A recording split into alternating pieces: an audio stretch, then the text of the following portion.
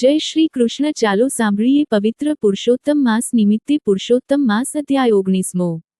સૂત પુરાણી બોલ્યા, હે મુનિ શ્રેષ્ઠો, સુદેવના વિનંતીભર્યા પ્રશ્નનો ભગવાન વિષ્ણુએ જે જવાબ આપ્યો તે તમે સાંભળો. તેમણે કહ્યું, હે બ્રાહ્મણ, કૂવામાં પડી તારો પુત્ર મરણ પામ્યો ત્યારે શોકમાં અને દુઃખમાં તમે પતિ પત્નીએ ત્યાં બેસી રહ્યા. અજાણપણે પણ અન્નજળનો ત્યાગ કર્યો. તે સમય પુરુષોત્તમ માસનો હતો. પવિત્ર માસમાં કોઈ મનુષ્ય એક પણ ઉપવાસ કરે તો તેના અનંત પાપો બળી જાય છે. જ્યારે તમે પતિ પત્ની તો આખો માસ ઉપવાસ રહ્યા. અણધાર્યો વરસાદ આવવાથી તમને સ્નાન ફળ પણ મળ્યું. આમ અજાણપણે પણ તમારાથી પુરુષોત્તમ માસનું વ્રત થઈ જવા પામ્યું.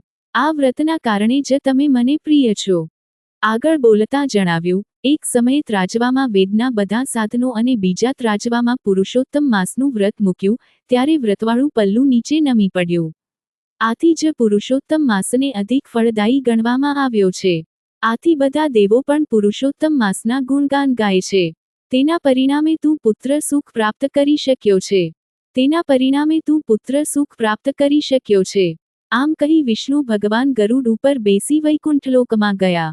સજીવન થયેલ પુત્રને લઈને પતિ પત્ની પોતાને ઘેર ગયા. સમય વીતતા અધિક માસ આવતા વિધિ વિધાન સહિત પુરુષોત્તમ માસનું વ્રત તેમણે કર્યું. આ વ્રતના પ્રતાપે ઘણા સુખ ભોગવી અંતે વૈકુંઠવાસી થયા. ત્યાં પણ હજારો વર્ષ ઘણું સુખ ભોગવી પૃથ્વી પર દેડધનવા રાજા તરીકે તે જન્મ ધારણ કર્યો. તારે ગુણસુંદરી નામની જે પત્ની છે, તે આગલા જન્મમાં ગૌતમી હતી. તેમને 4 પુત્રો અને 1 પુત્રી છે. પૂર્વજન્મનો શુકદેવ નામનો પુત્ર પોપટ તરીકે અવતર્યો છે. તે પોતાના પિતાને ઓળખી ગયો છે અને તેમને મુક્તિના માર્ગે વાળવા માટે જંગલમાં ઝાડ નીચે બેઠેલા દેડધનવાને ઉપદેશ આપે છે. રાજાની સુખ સમૃદ્ધિનું કારણ પુરુષોત્તમ માસનું વ્રત છે, તેને સંભળાવે છે. રાજાની સુખ સમૃદ્ધિનું કારણ પુરુષોત્તમ માસનું વ્રત છે, તેને સંભળાવે છે.